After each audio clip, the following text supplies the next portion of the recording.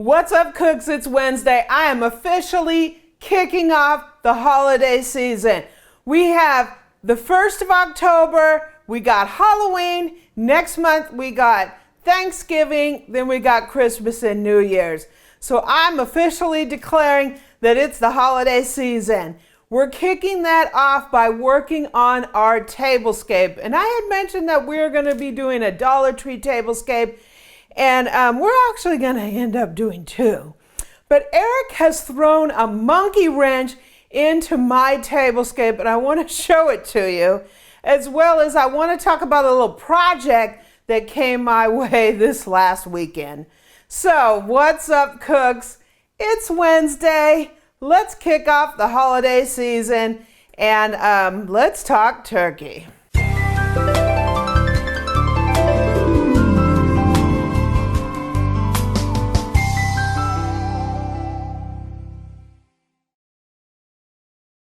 So if you saw my fall hauls, you would know that Eric issued a challenge.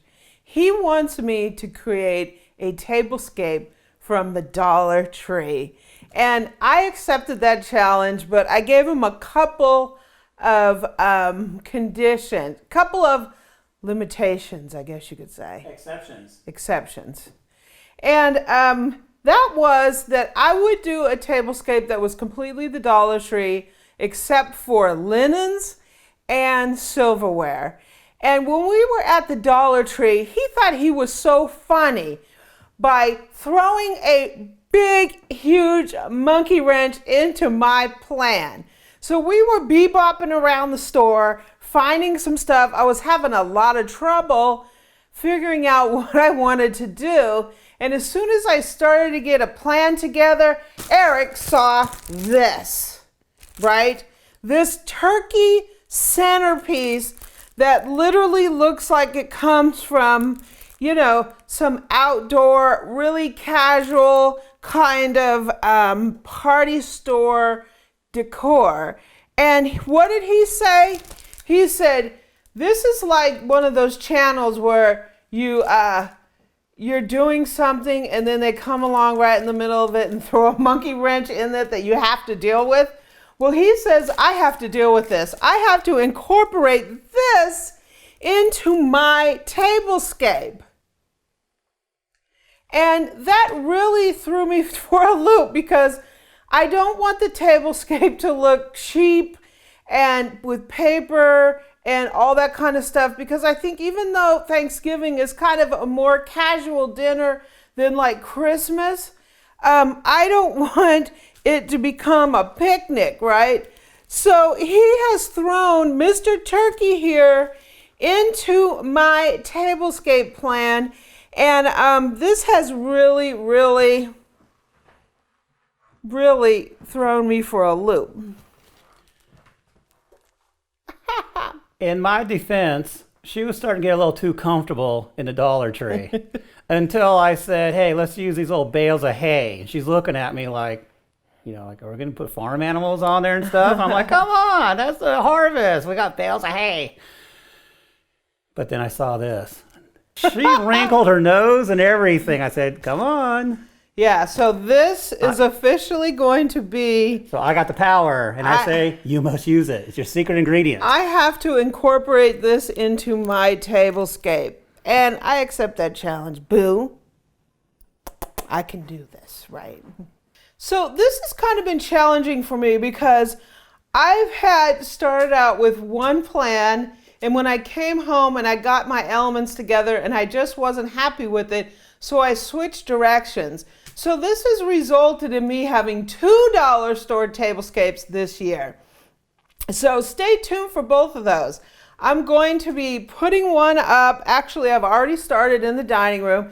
And then I'm going to put up another one, another option for you if you wanted to try to incorporate some Dollar Tree or dollar elements into your tablescape. So we're actually going to have two Dollar Tree tablescapes as well as my traditional tablescape. What do you think about that, Boo? Woo-hoo. You said I can't do it. I'm going to do it twice. So last weekend, something came my way after we did the stand mixers over $200. And a project came my way. I initially didn't know that it was going to be a project, but when I got home, it became a project. So my little project showed up. See that back there? If you remember that video, one of the things I talked about is my Raspberry Eyes Artisan. And when I got that, I had initially got the classic pink Artisan, but there was something wrong with it. So I returned it and they didn't have that in the store. So I bought the Raspberry Eyes. And I love that color, but I always wanted my classic pink. And look what came my way over the weekend. Ooh. After I posted that video, I searched a little bit on Facebook Marketplace, and this baby came up for $95. It just popped up. It just popped up. So let me grab it. So this is what I came home with for 95 bucks. I came home with what appears to be a completely pristine artisan pink mixer. And I'm so happy to have this mixer in the kitchen. Just want to send a shout out to the seller. I don't want to name her name, but I love it. And it has got a great home here because I love this mixer and it's going in the pan room and I'm going to use it and it's going to be very much loved. So when I got home, I plugged it in and I noticed that there's a lot of grease coming out of this thing. And even though it looks beautiful and it looks like it hasn't been used that much, one of the problems with KitchenAid mixers, if you haven't used it a lot or if you use it a lot, what happens is that grease that's in the inside starts to break down and the liquid part of the grease starts coming out of the mixer. So I was getting grease around here. You can actually see a little bit here. And I was getting grease underneath here. And I don't want that because it could get on my food. So this, in essence, now is a project mixer because I'm going to have to tear this sucker apart and I'm going to have to re-grease it. I also noticed that I think there's maybe a broken gear in here, or a part of the gear is stripped. So it is like hesitating when it goes over that gear. So what the gear looks like is it's just this round circle and it has these teeth on it. And that goes around. And if there's any broken teeth on there, or if any of those teeth are rounded, it will like skip when it hits that spot, right? Or it'll get stuck when it hits that spot. So check out what happens with this.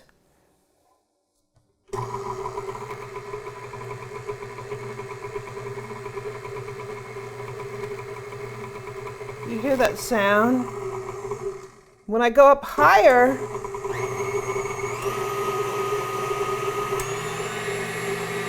you can't necessarily hear it at a high speeds, but you hear it. You start hearing it here. You really start hearing it there.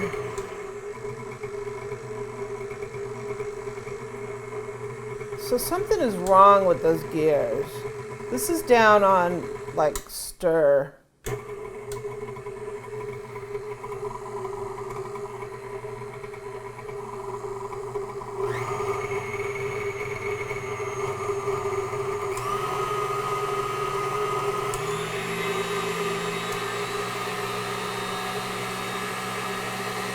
So it partially could be because that oil has broken down in there. It could be that the gears are busted. I won't know that until I get this baby open. Now, do you think that I can do this myself? I'm actually going to try to do it myself. So you'll see these little screws right here. All you have to do is take those out and there's a little spring in there. Those are the brushes.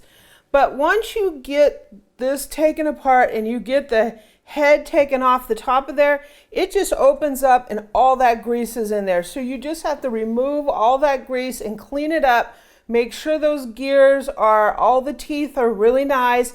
And then you need to put more food grade grease in there. You have to specifically buy food grade grease for these things. So I'm going to try this because I wouldn't do it on a really expensive mixer, but I paid $100 for this. So, or $95 for it. So I think I'm going to give it a whirl. Worst case, if I get it taken apart and it doesn't work, I'll have to take it in and have someone fix it for me. But yeah, so I was able to get this pink. So now I have a pink to take the place of that pink that I had to give back. And I got it for inexpensive. It's in beautiful shape.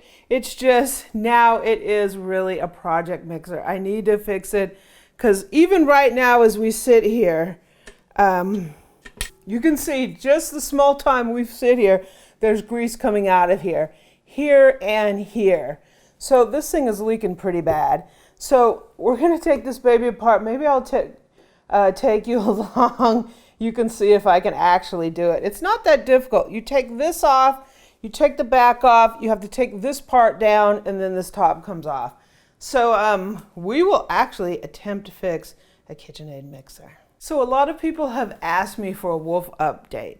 We have a new mixer coming into the Amy Learn to Cook kitchen that I'm really excited about it. It's the Wolf and it's made by SubZero.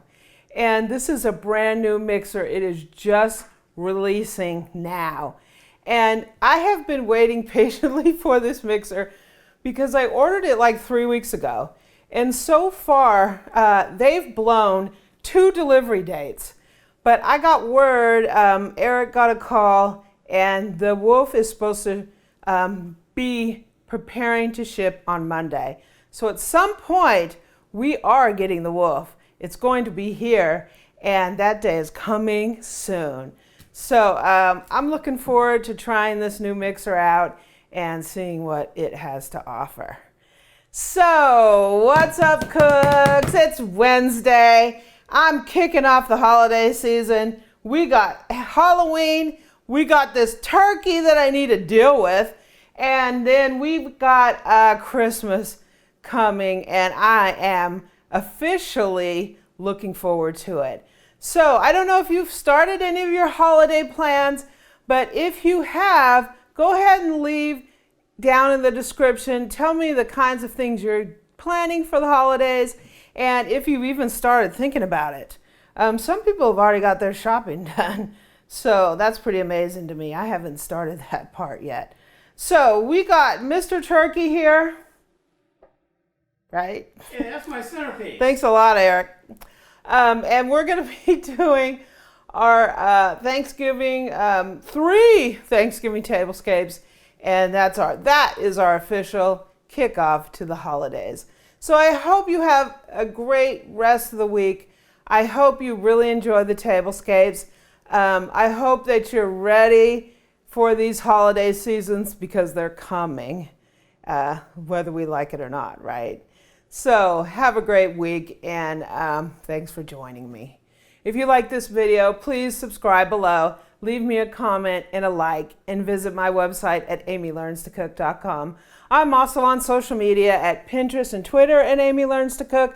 You can catch me on Facebook, facebook.com/groups/Amy Learns to Cook, and on Instagram, I'm at Cookin' with Amy. Thanks, Eric. Gobble, gobble. What's up, cooks? It's Wednesday.